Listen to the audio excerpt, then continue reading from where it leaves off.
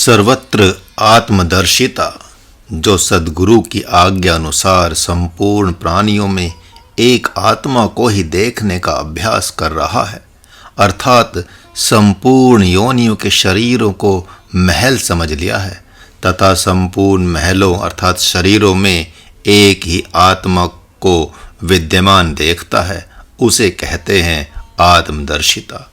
शरीरों की कहानी तो विचित्र ही है, जिनके द्वारा संस्कार अपना काम करता रहता है।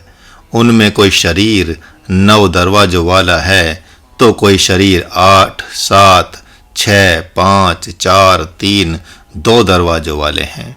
मनुष्यों से लेकर पशु पक्षियों कीट पतंगों के इंद्रियों में कमी वेशी पाई जाती है।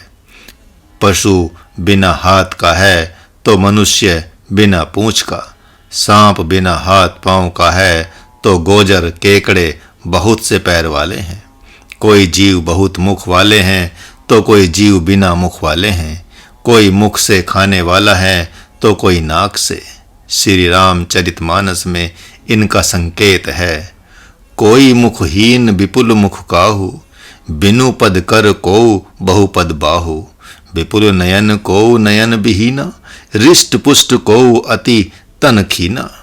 इस प्रकार शरीर, संस्कार तथा आत्मा ये तीनों सब में है ही।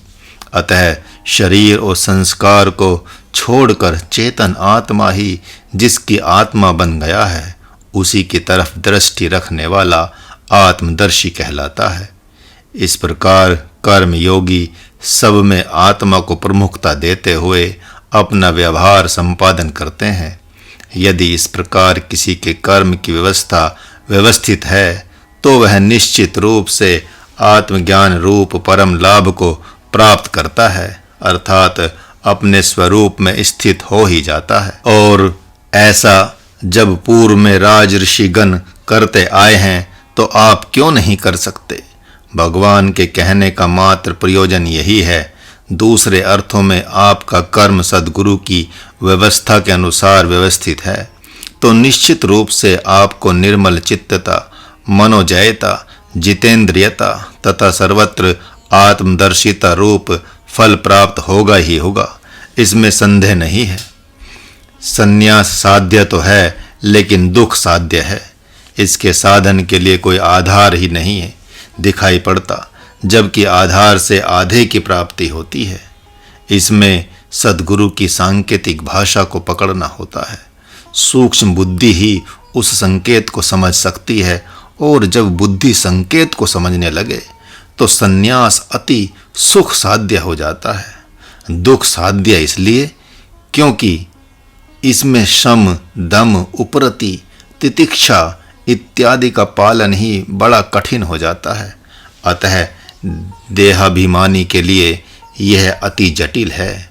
और कर्म योगी शीघ्र ब्रह्म को इसलिए प्राप्त कर जाता है क्योंकि उसके पास सद्गुरु योग है तथा उसने शरीर, इंद्रियों, चित्त, मन आदि को सद्गुरु को समर्पित कर दिया है।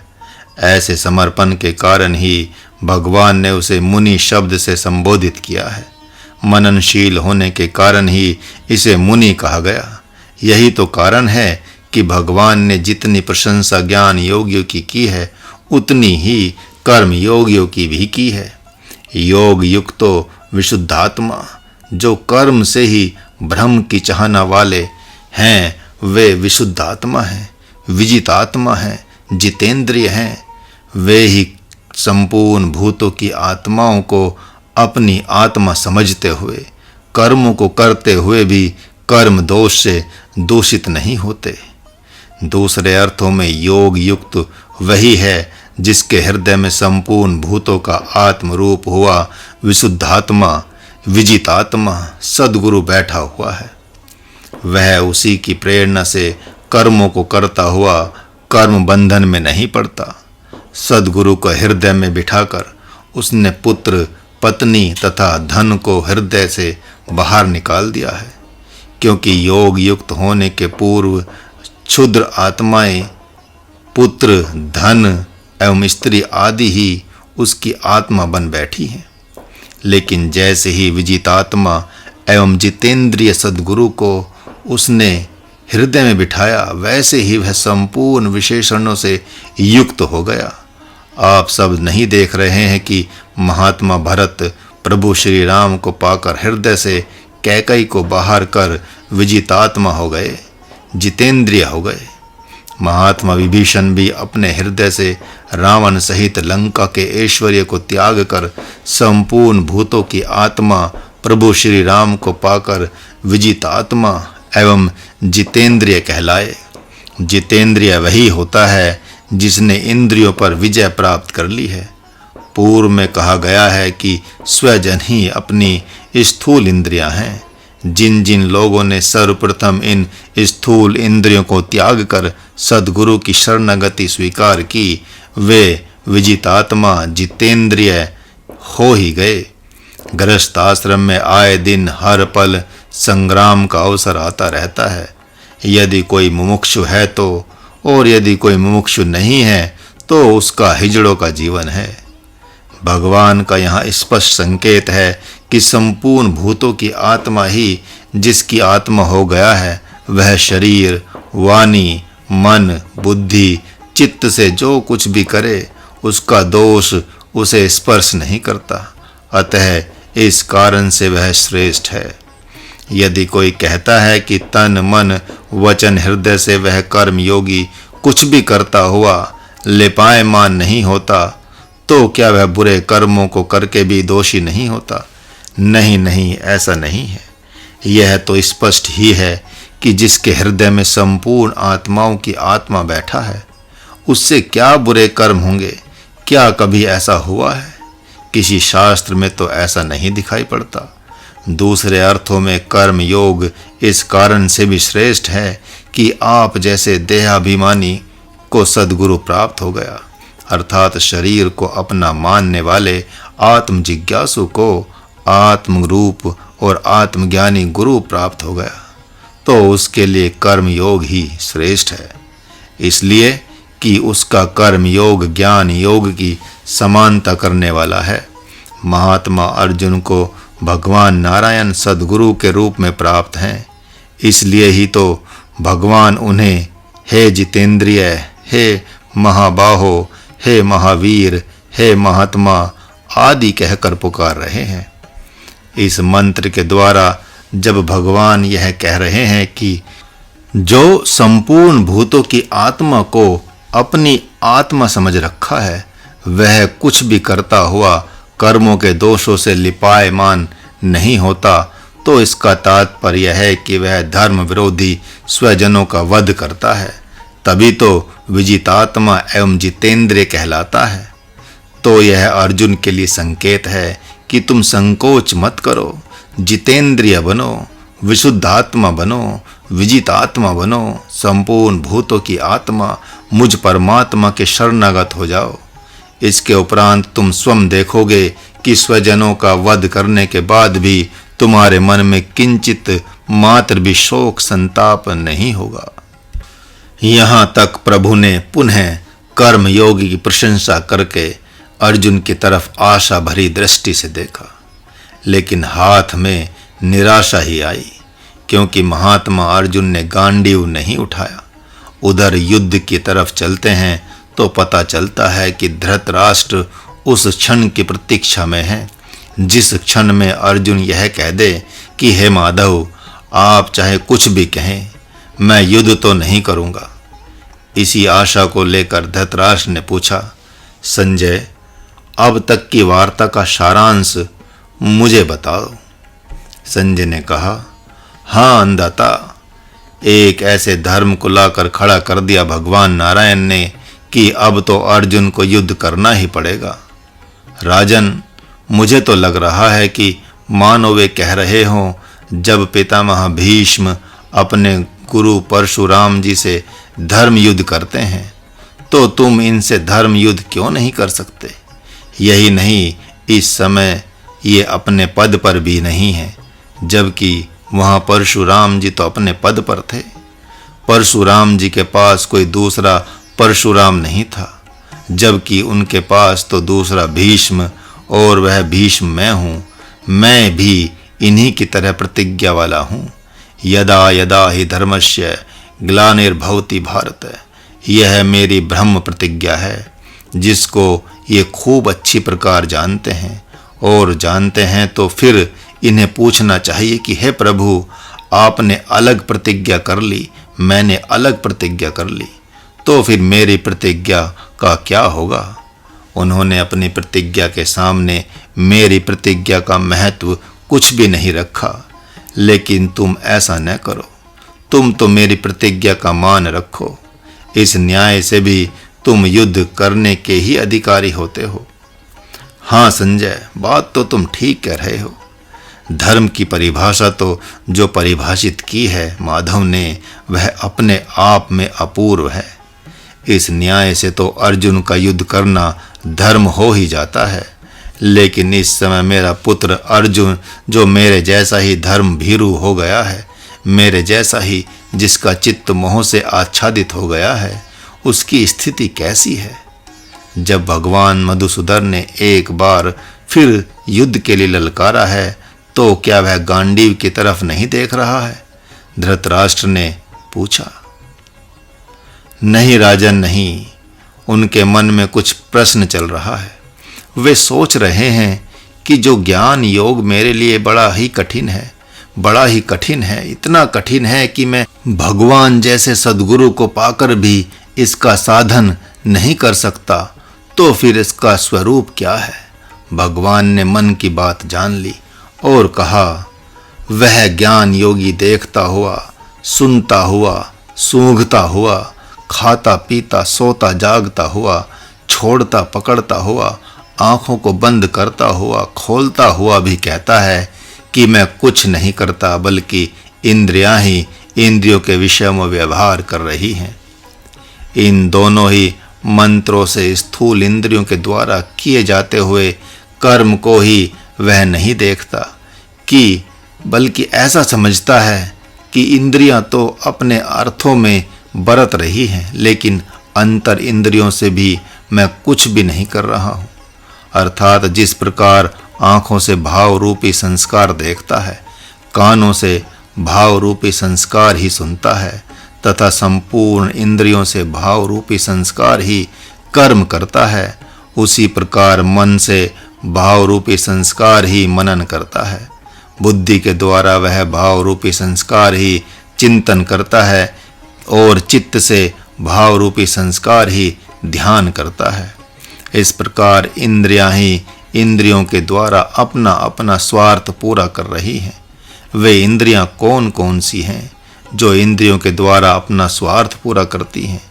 वे इंद्रियां हैं माता, पिता, भाई, बांधव, पुत्र, पत्नी, हित मित्र तथा मकान एवं धन संपत्ति। मानो माता पिता दो आंखें हैं, जिनके माध्यम से संस्कार अर्थात स्थूल नेत्रों के द्वारा देखता है।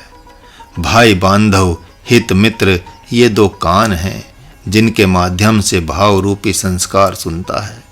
परिवार एवं पड़ोस ये दो नाक हैं, जिनके माध्यम से भाव रूपी संस्कार कुत्ते की तरह सूंघ सूंघ कर व्यावहारिक जासूसी करता रहता है। पुत्र ही वह जीवा है जिसके माध्यम से भाव रूपी संस्कार नाना प्रकार का रस लेता रहता है। धर्म पत्नी ही शिश्न है, जिसके माध्यम से भाव रूपी संस्कार इंद्रिय स्पर्श का अनुभव करता है। लोक मत ही मन रूप इंद्रिय है, जिसके माध्यम से वह सामाजिक प्रथा पर मनन करता रहता है। वेद मत ही उसकी बुद्धि है, जिसके माध्यम से भाव रूपी संस्कार दिव्य स्वर्ग आदि लोकों को प्राप्त करता है। इस प्रकार ज्ञान योगी स्पष्ट देखता है कि आज तक तो मैंने कुछ किया ही नहीं है। कर्म से ही कर्म होता रहा, इंद्रियों से ही इंद्रियां चलायमान होती रही और आज भी हो रही हैं। कर्म योगी की साधना जहाँ भाव प्रधान होने से मन, शरीर, बुद्धि से प्रारंभ होती है, वहीं ज्ञान योगी की साधना चिंतन प्रधान होने से आत्मा से ही प्रारंभ होती है। कर्म योगी स्पष्ट कहता है कि शरीर, वाणी एवं मन से मैं गुरु की प्रसन्नता के लिए कर्म कर रहा हूँ, अर्थात उनकी आज्ञा से ही मेरे तन मन वचन हृदय से कर्म हो रहा है। वहीं ज्ञान योगी भी यही कहता है कि मैं तो देख ही रहा हूँ कि पहले किया, न अब कर रहा हूँ, न आगे करूँगा, क्योंकि जैसा मेरे गुरुदेव ने बताया था वैसा ही मैंने अपने आप से भी चिंतन करके पाया। अपने आप होती हुई क्रिया को मैं मूर्खतावश क्यों स्वीकार कर लूं कि मैं करता हूं? मेरे नहीं चाहने पर भी आंखें दृश्य देखती हैं, कान शब्द सुनते हैं, नाक सुगंध दुर्गंध का अनुभव करती है, जीवा को रस का अनुभव होता ही है, भूख प्यास अपने आप आती ही है, नींद अपने आप आती है, सपने अपने आप होते हैं, नींद अपने आप टूट जाती है। रही बात मन बुद्धि चित्त में विकारों एवं सांसारिक रूपों के आंदोलन की, तो वह तो बिना मान्यता के होगा ही नहीं।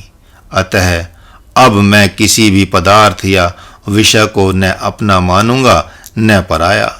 किसी को माता पिता पुत्र नहीं मानूंगा तो मोह नहीं आएगा, किसी को स्त्री नहीं मानूंगा तो काम नहीं आएगा, किसी को वैरी नहीं मानूंगा तो क्रोध नहीं आएगा, द्वेष नहीं आएगा, किसी को हित मित्र नहीं मानूंगा तो राग आसक्ति नहीं आएगी। आखिर मैं मानूं भी तो क्यों? जब संपूर्ण मान्यताएं भाव विकार ही हैं तो मुझ आत्मा के द्वारा उन्हें स्वीकार करना महामूर्खता ही तो है। तो लो मैंने संपूर्ण मान्यताओं को त्याग दिया, यही पुरातन योग है। और अब मैं अपने पुरातन योग को स्वीकार कर रहा हूँ। मैं सदा सर्वदा से शुद्ध साक्षी चेतन आत्मा था और आगे भी रहूंगा। सद्गुरु योग्यता के अनुसार कर्म योगी से कहता है कि तुम आत्मा हो और तुम्हारा शरीर है, ये तुम्हारी इंद्रियां हैं, यह तुम्हारा मन है, यह तुम्हारी वाणी है, यह तुम्हारी बुद्धि है। इनके द्वारा तुम मेरी प्रसन्नता के लिए युद्ध करो। और ज्ञान योगी से कहता है कि न तुम शरीर हो और न तुम्हारा शरीर है, न तुम्हारी वाणी है, न तुम्हारी इंद्रियां हैं, न तुम्हारी बुद्धि है, बल्कि तुम तो शुद्ध साक्षी चेतन आत्मा हो। अतः सर्वस्व का त्याग कर दो। मैं शरीर हूँ, यह क्षुद्र भाव ही सर्वस्व है। इसका त्याग कर देने से अपना शुद्ध साक्षी चेतन रूप अपने आप ही प्रकट हो जाएगा। एक दिन प्रश्न किया महाराज ने अभ्यानंद से कि तुम क्या देख रहे हो? वहीं खड़े कृपानंद से भी पूछा कि तुम क्या देख रहे हो? सवेरे सवेरे क्या देखते आए थे? कहाँ से आए? किस लोक से आए? उसके उपरांत दोनों ने समझा कि लगता है ये स्वप्न लोक की बात कर रहे हैं। ऐसा सोचकर उन्होंने कहा कि सपना देखते चले आ रहे हैं। महाराज ने पुनः पूछा, अब क्या कर रहे हो? उन्होंने कहा, अब आपको स्नान कराएंगे तथा शौच आदि से निवृत्त होकर हम लोग भी स्नान करेंगे। नहीं नहीं, ऐसा मत कहो। जब स्वप्न में सारी क्रिया को करके भी यहाँ कर रहे हो कि हमने सपना देखा, तब तो यहाँ भी क्यों नहीं कहते हो कि हम देख रहे हैं कि उस लोक के लिए तो यह भी स्वप्न लोक ही है। इतना ही नहीं, यह लोक भी किसी पुरुष का स्वप्न लोक ही है। अतः अब ऐसा देखो कि अभ्यानंद नाम का एक शरीर है, अभ्यानंद नाम का एक पुरुष है जो महाराज नाम के शरीर को अपनी आत्मा मान बैठा है। अब महाराज नाम का शरीर उठ खड़ा हुआ है, जिसे यह सद्गुरु और भगवान मानता है। इन्हें अब जल पिला रहा है, स्नान करा रहा है, इनका वस्त्र धो रहा है। अब पुनः देख रहा है कि अभ्यानंद नामक पुरुष के द्वारा शौच किया जा रहा है, स्नान किया जा रहा है, और मैं देख रहा हूँ। यही ज्ञान योग है। यह तो आश्चर्य ही है कि यह अभ्यानंद नामक पुरुष यही लोक परलोक में विचरण करता हुआ अपने आप समय व्यतीत करता है और मैं देखता रह जाता हूँ। यह कैसा आश्चर्य है कि अब तक मैं समझ रहा था कि यह संसार है और मैं शरीर हूँ, लेकिन अब देख रहा हूं कि न तो यह संसार है और न मैं शरीर हूं। मैं देख रहा हूं कि जो संसार कहा जाता है वह विश्व रूप नामक एक पुरुष है, जिसके सूर्य, चंद्रमा, वायु, जल, अग्नि, पृथ्वी, आकाश ये 7 अंग हैं। अतः यह अभ्यानंद नामक पुरुष भी इस विश्व रूप से प्रकट होने के कारण से इसी का एक अंग है। अतः न मैं विश्व रूप हूँ और न यह शरीर हूँ, क्योंकि ये दोनों ही मुझे दिखाई पड़ रहे हैं। अतः मैं इन दोनों की अंतरात्मा हूँ। मैं ही इन सब के बाहर, भीतर, ऊपर, नीचे, दाएं बाएं सर्वत्र व्याप्त हूँ। जैसे जल में तैरती हुई बर्फ की चट्टानों को देखते हुए भी जल नहीं कहता कि मैं तैर रहा हूँ, उसी प्रकार यह शरीर भी संस्कारों के द्वारा खाना पीना, सोना जागना कर रहा है, लेकिन मैं अब यह नहीं देख रहा हूँ कि मैं कर रहा हूँ। अरे ये क्या, श्वास आ रही है, जा रही है, आंखें स्वतः ही बंद हो रही हैं, खुल रही हैं, पूर्व के भाव विचार रूप होकर बह रहे हैं और मैं देख रहा हूँ। यह अभ्यानंद नामक शरीर पलंग पर सो जाता है तथा इसी चिदाकाश में एक नए स्वप्न जगत की रचना हो जाती है। किंतु वहाँ का वह पुरुष और यहाँ का यह पुरुष परस्पर में भिन्न है। दोनों ही अपने अपने जगत के कर्ता हैं और मैं निश्चित रूप से इन दोनों का दृष्टा हूँ। अतः ना ना ना ना ना, मैंने तो अब तक न भला बुरा किया, न शुभ अशुभ किया, न आगे करूँगा। अहो, अब मैं कहूँगा, देखते को देखूँगा, सुनते को देखूँगा, सूंघते को देखूँगा, बोलते को देखूँगा, खाते को देखूँगा, पीते को देखूँगा, सोते को देखूँगा, जागते को देखूँगा, उठते को देखूँगा, बैठते को देखूँगा, जाते को देखूँगा, आते को देखूँगा, बस देखता रहूँगा, बस देखता रहूँगा। इन दोनों मंत्रों को गुनगुनाते हुए राग भीम पलासी स्वयं महाराज के चिदाकाश से प्रकट हो रही है। वह क्या गाती है, थोड़ा आप भी देखेंगे। देखत देखत देखत जोगिया, करत देखत धरत देखत, उठत बैठत चलत देखत, सुनत देखत सूंघत देखत, खावत पीवत जावत देखत, श्वासा जात आवत देखत, देखत देखत रे ज्ञान जोगिया, त्यागत देखत ग्रहण देखत, आँख मिचत अरु खोलत देखत, ध्यान करत सो समाधि को देखत, मनन देखत चिंतन देखत, ठुटकत देखत हिचुकत देखत, मिचुकत देखत वाही को भोगिया, सूतत देखत जागत देखत, स्वप्न को देखत सुप्ति को देखत, तुरिया देखत पुरिया देखत, धुरिया देखत कुरिया देखत, महाराज ने देखत कबहू, जान न पावे कोई मन के रोगिया।